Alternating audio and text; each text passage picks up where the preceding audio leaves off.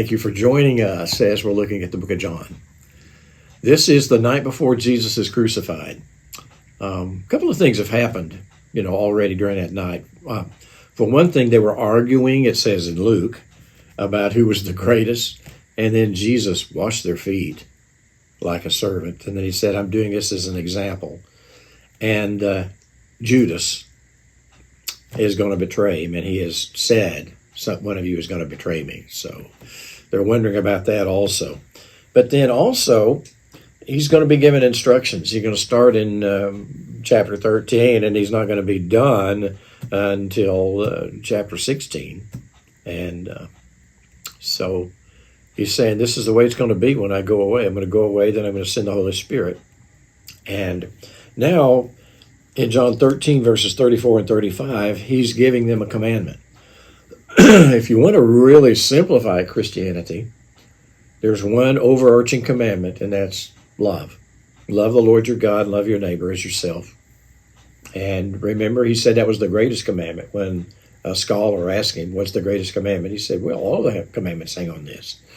And there's one commission, and go and make disciples. We have one commission, one commandment. And this is the night before he's crucified. And he said things are going to change. So here we go. John 13, 34.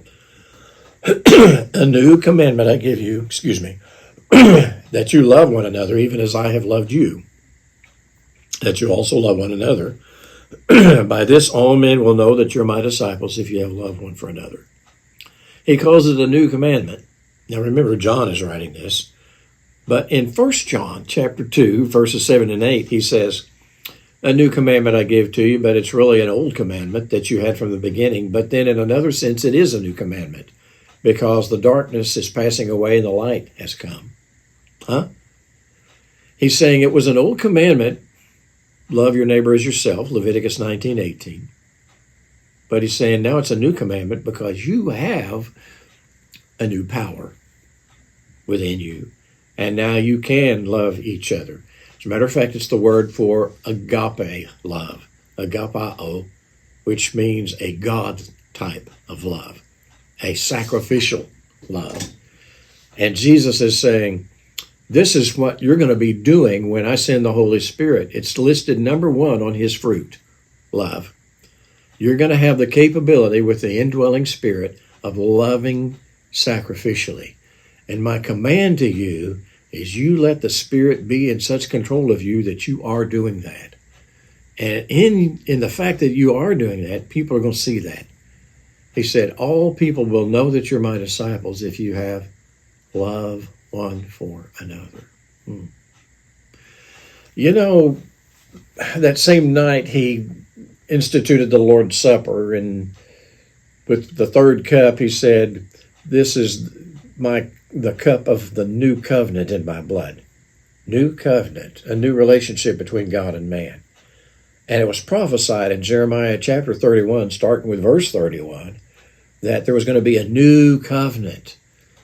And one of the things that the Lord said about the new covenant was, I will write my law on your heart. Yeah. So Christianity is basically, you turn yourself over to the control of the indwelling Christ.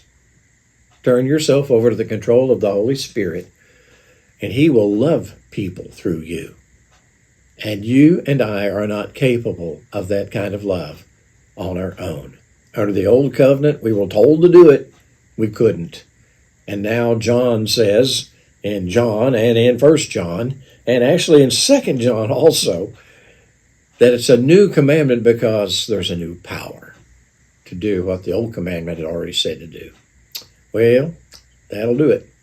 Have a great day.